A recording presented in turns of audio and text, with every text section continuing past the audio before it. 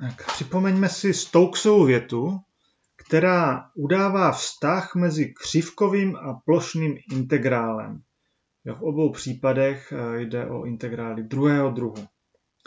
Tak nechť f je vektorové pole třídy C1 na otevřené množině, která obsahuje orientovanou plochu M. Jo? To, že je třídy C1, znamená, že má spojité parciální derivace. Nechť okraj plochy M je uzavřená jednoduchá křivka C.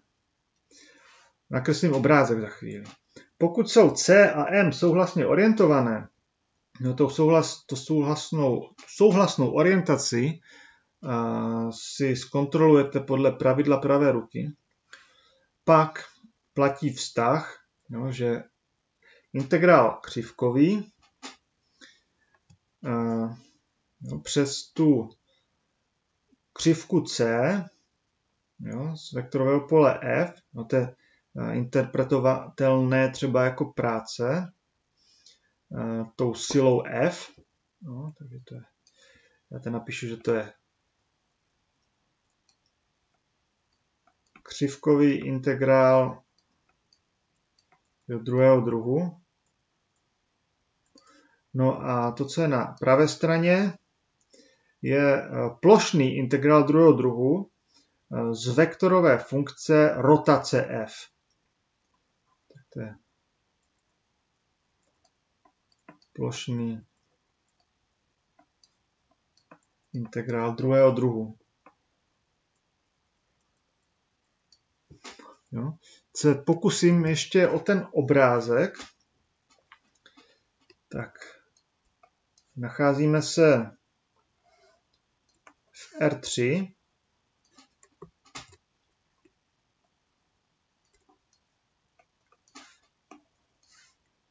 Jo, máme tady nějakou plochu. Jo, nějakou plochu, tak si představme si takovou čočku. Jo, takovou nějakou čočku. Začne vypouklou, ať to má smysl, ať to není úplně rovinné. A co je na této čočce? Tak ta plocha, jo, ta plocha to je ta plocha M, to je právě ta čočka. A hranicí, jo, té plochy se myslí, to je asi to nejzajímavější, tato křivka. Skutečně, tak se mi to špatně kreslí, ale to je toto, jo.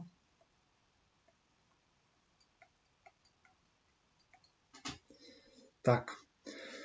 No, ta plocha M je nějak orientovaná, to znamená, že je v každém bodě udána její normála.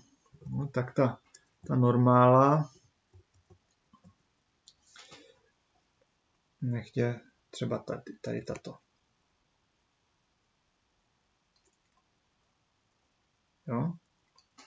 No a je tady řeč o souhlasné orientaci té plochy a té křivky. A tím se myslí to, jo, že pokud teda se pohybujete po té křivce,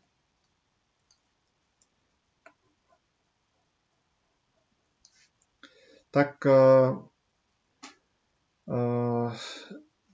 a použijete pravou ruku, jo, tak pokusím tu pravou ruku tady nějak načrtnout, tak, to je ona, jo, tak palec trčí ve směru právě orientace té plochy. Jo. Takže tohle je červená šipečka a tohle je zelená šipečka. No, pokud ta orientace je souhlasná, tak platí tento vzorec, pokud je to opačně, tak bychom připsali tady mínus. Jo? Víc v tom není. Tak a jak se bude taková věta aplikovat? No, dost často využijeme k výpočtu právě toho integrálu křivkového, což může působit zvláštně, jo? Ale je to z toho důvodu, že rotace je jako diferenciální operátor a bude, nebo v případě polynomu, bude obsahovat funkce, které jsou jednodušší, než jsou v tom vektorovém poli f. Bude obsahovat derivace. A vůbec nejčastěji budeme používat tu Stokesovou větu v případech, kdy rotace bude konstantní vektor. A to už si ukážeme na úlohách.